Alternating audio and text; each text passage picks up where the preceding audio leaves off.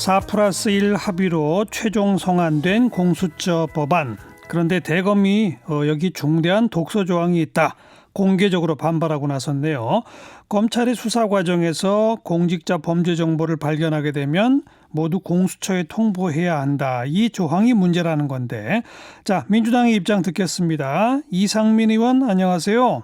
네, 안녕하세요. 네. 그동안 사실 검찰은 공수처 신설 자체에 대해서 계속 견해를 달리오긴 했습니다마는 최종안에서 예전에 없던 조항이 하나 생겼다. 그래서 강력 반발하는 걸 윤석열 총장이 지시했다는데 이거 어떻게 보세요? 글쎄, 어떤 사안에 대해서 각 기관마다 또 그 사람마다 의견이 있기 때문에 그 의견을 필요가 순전히 있다고 봅니다. 그리고 네. 그 의견을 표명한 거를 참 여러 가지의 견해를 참고로 해서 이제 국회에서는 예. 최종적으로 법을 다듬고 만드는데 고려하는 사항이니까요. 그렇게 대검이 자신들의 입장을 발표했다고 해서 예. 특별히 그걸 반발한다 이렇게 생각하고 싶지는 않습니다. 예. 입장 발표는 할 수 있다. 네네. 다만 그 입장을 어떻게 수용할 건지는 국회의 몫이다 이 말씀이네요. 네네, 그렇습니다. 근데 그나저나 지금 이제 독소 조항이라고 딱 지적한 게 법 24조거든요. 네네.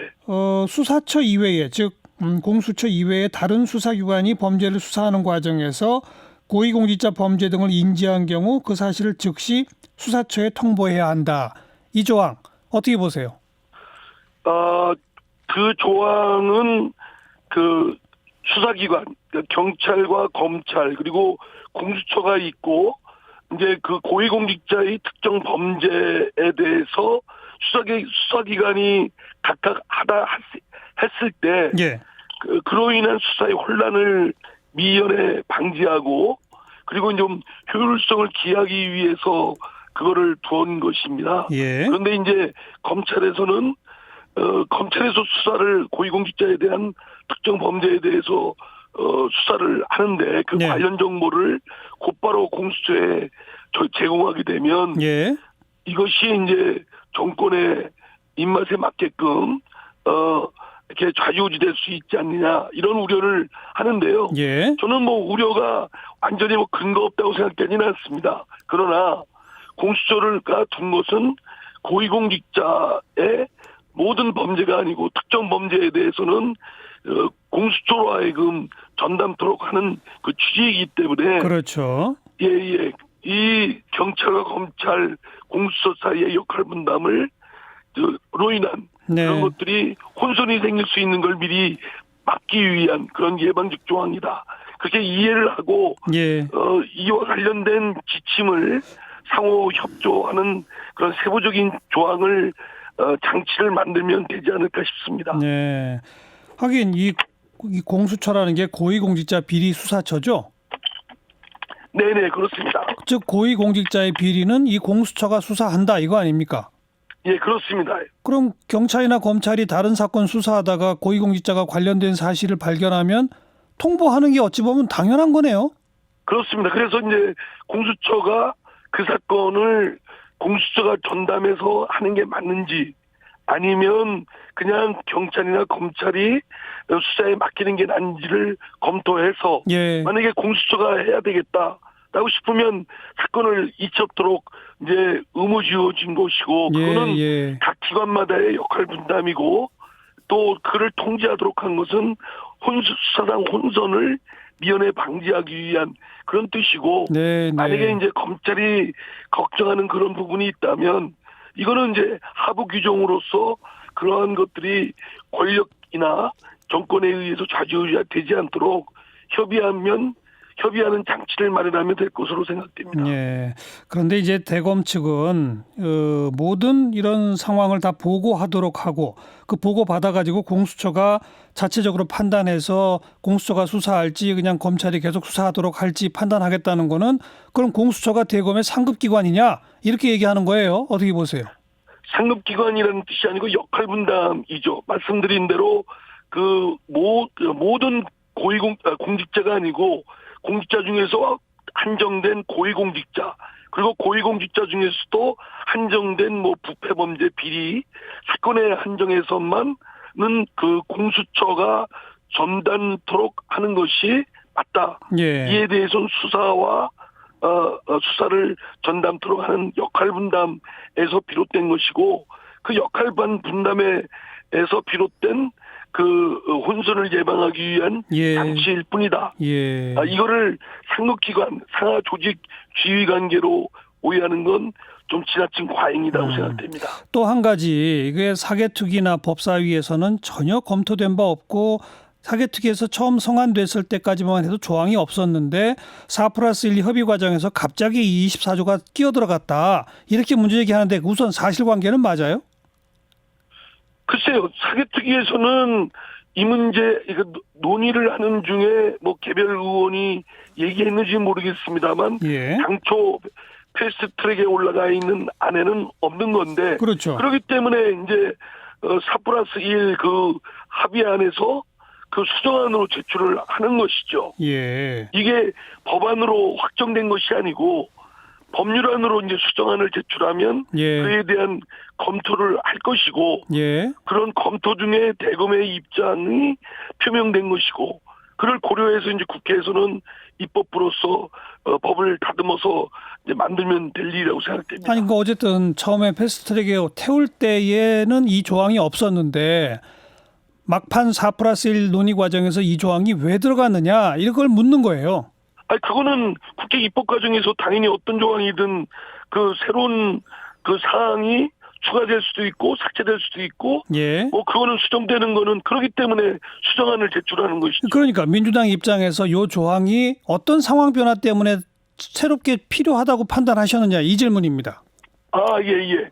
말씀드린 대로 이게 검찰, 경찰, 공수처가 수사를 맡다 보면 이로 인해서 검찰이 고위공직자의 비리 사건을 맡았을 때, 예. 나중에 이제 공수처로 수사나 또는 기소를 위해서 넘길 수 있지 않습니까? 예. 그런데 이게 단계별로 나중에서야 이것이 통지가 되고 그때 가서 이제 이첩 여부를 이렇게 판단하게 되면, 예. 그러면 혼선이 더 생길 수가 있으니까 예. 사전에 처음 수사를 개시할 때부터 이에 대한 정보를 공유하는 것이 그 수사의 혼선을 막을 수 있겠다. 네. 이런 네. 기능적 차원에서 마련된 제도입니다. 법안을 검토하다가 이런 내용이 좀 빠져 있구나라고 하는 식으로 그렇습니다. 생각이 들었다 이 말이군요. 그를 위한 보완 장치라고 보시면 될 겁니다. 네.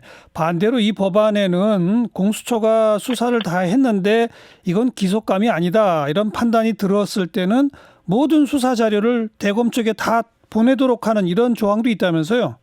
네네, 그렇습니다. 예, 그 조항에 대해서 설명해 주시면요. 예, 어떤 조항이요?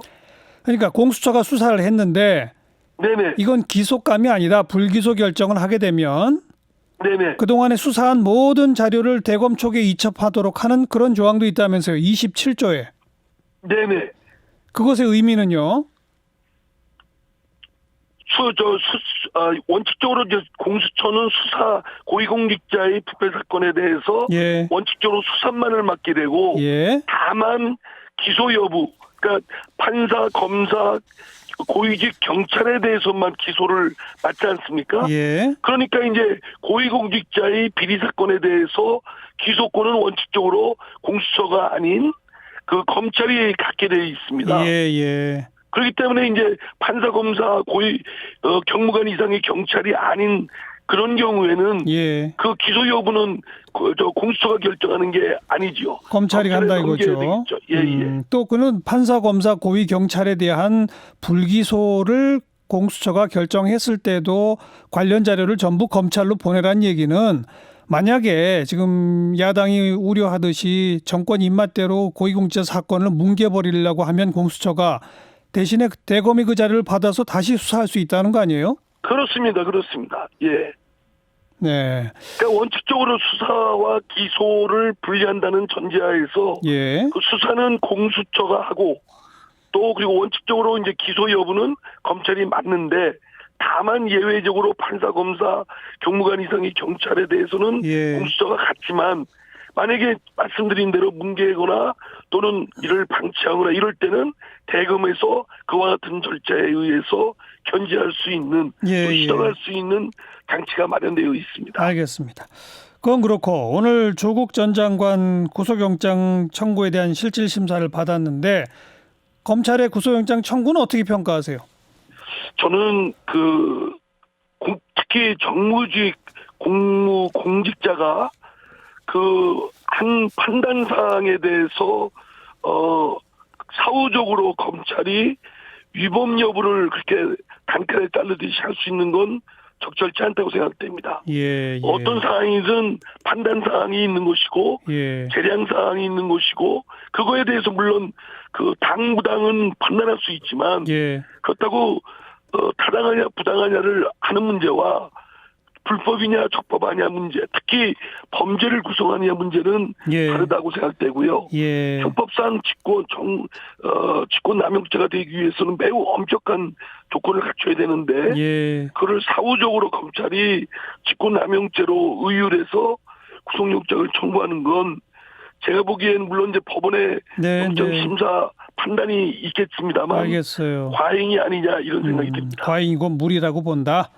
네네. 정무직 공직자의 정무적 판단은 위법 여부를 따질 수 없다. 이렇게 보시는군요. 아니 원칙적으로 모든 걸 그럴 수는 아니지만 예. 일전 판단 사항에 대해서는 재량을 허용해야지. 그러면은 예.